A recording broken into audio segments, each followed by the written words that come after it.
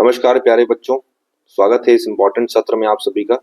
सीबीपीएससी के जो भी बच्चे तैयारी कर रहे हैं, चाहे वो किसी भी प्रकार से तैयारी कर रहे हो, इन सारे वीडियो को देखिए। 2024 के लिए कारगर होगा। मैं जो भी बनाऊंगा अब केवल और केवल एग्जाम के हिसाब से बातें होंगी, टू द पॉइंट बातें होंगी, to the point series according to prelims. ठीक है, हम एकदम सटीक बातों पर ही चर्चा करेंगे। करेक्ट, ठीक है, to the point, because we don't have time.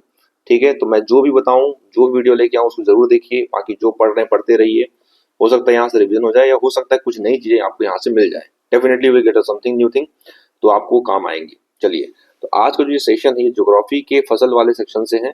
2023-24 को लेकर के, है ना, जो रिपोर्ट हमारे पास है फसलों के उत्पादन में कौन कौन से राज्य शीर्ष में रहे हैं उसकी हम बात करने वाले हैं। तो सबसे पहले जो है हमारा चावल के उत्पादन में, है ना, जितनी हम जानते हैं उन सारे उत्पादन की बात करेंगे।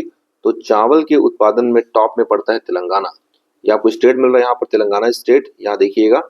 ठीक है, मैं आपको क्लियर माइंड मैप वाला चीज है भाई, है ना। तो तेलंगाना बोला मैंने, क्या बोला, तेलंगाना। तो तेलंगाना में हमको मिलता है, ये किसमें टॉप में है, किसमें टॉप में है, चावल। ठीक है ना। और इसी चावल में पहला स्थान तेलंगाना का है, तो उसी चावल में दूसरा स्थान है उत्तर प्रदेश का। लिख दूंगा मैं फसल और बाजू में लिख दूंगा उसका रैंक। चावल में फर्स्ट और चावल में सेकंड। और प्राय करके वेस्ट बंगाल ये टॉप में रहता है, तो चावल में तीसरा। ठीक है ना, मैं टॉप 3 लेके चल रहा हूँ, आप भी टॉप 3 लेके चलिए। तो चावल में पहला तेलंगाना, चावल में दूसरा यूपी, और चावल में तीसरा कौन सा हो गया आपका, पश्चिम बंगाल। अब हम चलते हैं मुख्य में गेहूं। गेहूं चलिए, तो गेहूं की बात करते हैं। प्राय करके गेहूं जो है ना, ये यूपी बहुत ज्यादा मात्रा में मिलता है।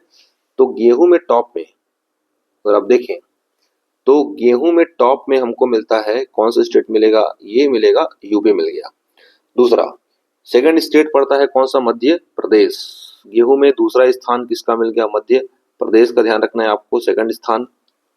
और थर्ड स्थान मिलता है पंजाब का।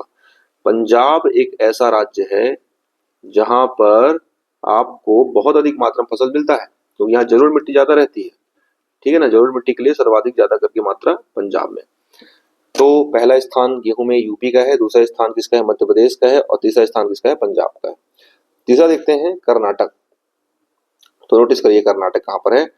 तो कर्नाटक की अगर हम बात करें तो कर्नाटक जो है ना, एक मक्का की बात करते हैं। मक्का में टॉप में कर्नाटक है बस।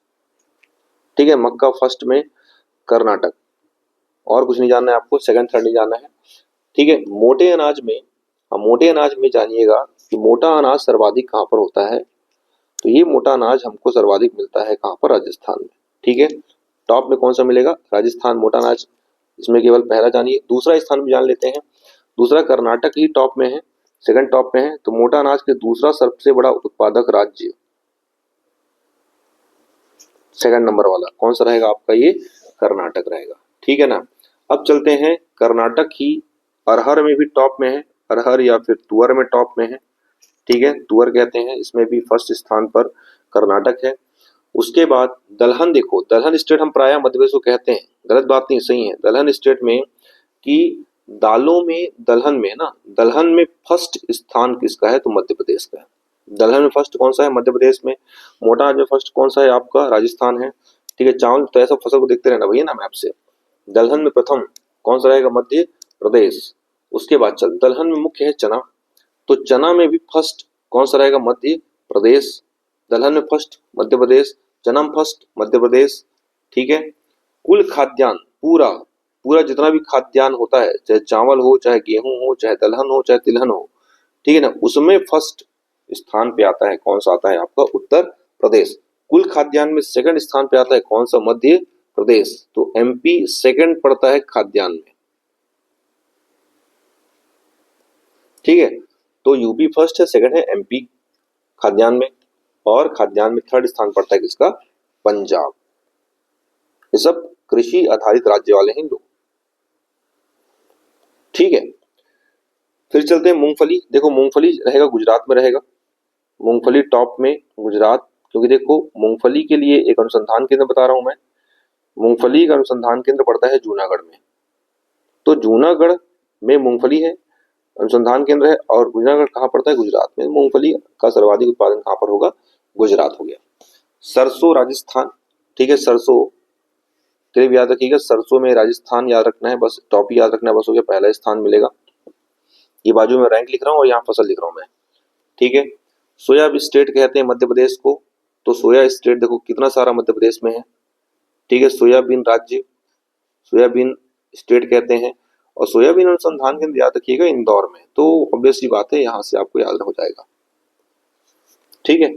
अब हम चलते हैं अगला, सूर्यमुखी। ये रिकॉर्ड रहा है यार कि सूर्यमुखी ना ये टॉप में रहता है कर्नाटक हमेशा। सूर्यमुखी में हमेशा आपको कर्नाटक ही फर्स्ट में मिलता है। तो क्या क्या हो गया? सूर्यमुखी हो गया, अरहर हो गया, मोटा अनाज में सेकंड स्थान हो गया और मक्का में पहला स्थान हो गया। मोटा में पहला स्थान है राजस्थान का और मोटा में सेकंड किसका है? तो कर्नाटक में मक्का फर्स्ट है, अरहर फर्स्ट है और सूर्यमुखी फर्स्ट है, ठीक है ना।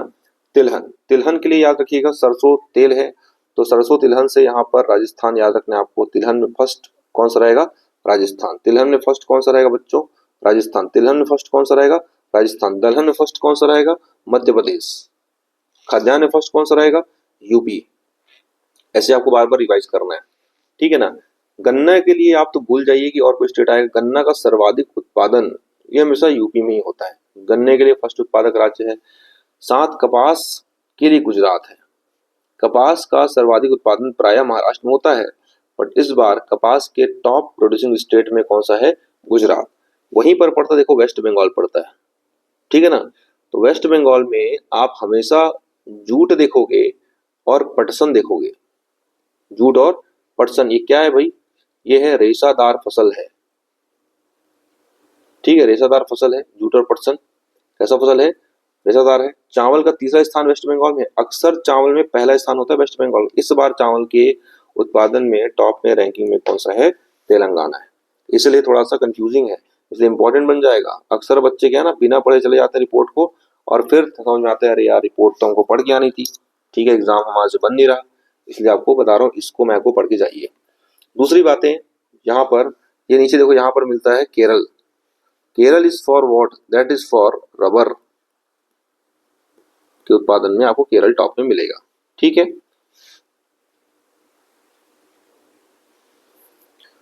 कुछ बातें और यहाँ पर केरल में अक्सर करके है ना, जितनी भी बागवानी फसलों के लिए केरल अक्सर टॉप में रहता है। केरल के उत्पादन में आपको रबर के उत्पादन में आपको केरल टॉप में मिलेगा, ठीक है।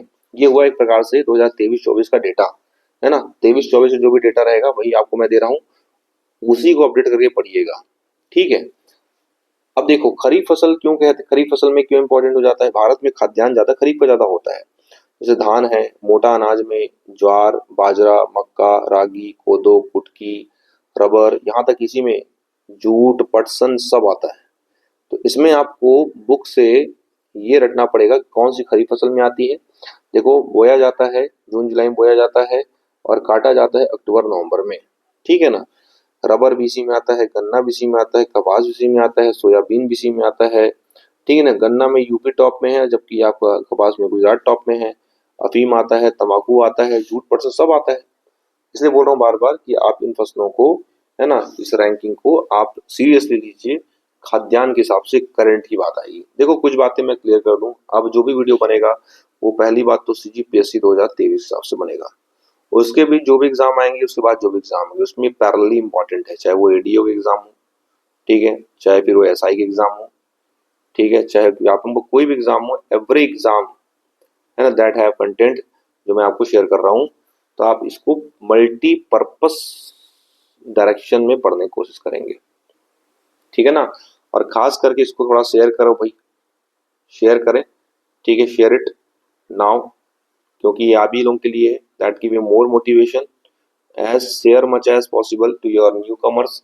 वो भी पढ़ें, सब हेल्दी कंपटीशन का पार्ट बनिए, ठीक है ना। अगली बार मैं जो वीडियो लाऊंगा उसको जरूर देखिए समय निकाल, क्योंकि मैं अब केवल और केवल मेरा टारगेट यही है, इसी के हिसाब से मेरे को बात करना है। और मैं सबसे इंपॉर्टेंट बात की मैं माइंड मैप से खेलूंगा, जितना हो सके अपने दिमाग को इस मैप से जोड़िए, आपको काम आएगा। पैरेलली आप नोट डाउन करें। And thank you so much. हम मिलते हैं नेक्स्ट वीडियो में, तब तक आप इसको शेयर करें एंड रीड करें, है ना, रीड करें, इसको मैपिंग करें आंसर, ठीक है, ध्यान रखिएगा। चलिए तो मिलते हैं नेक्स्ट वाली वीडियो में। और एक बात हाँ सुनिए, जहां जहां इसमें सेकंड थर्ड है, तो जिनको सेकंड थर्ड बताया उतना ही सेकंड थर्ड याद रखिएगा, बाकी सबको टॉप ही टॉप याद रखिए, उतना ही अच्छा रहेगा। ठीक है, चलो, थैंक यू।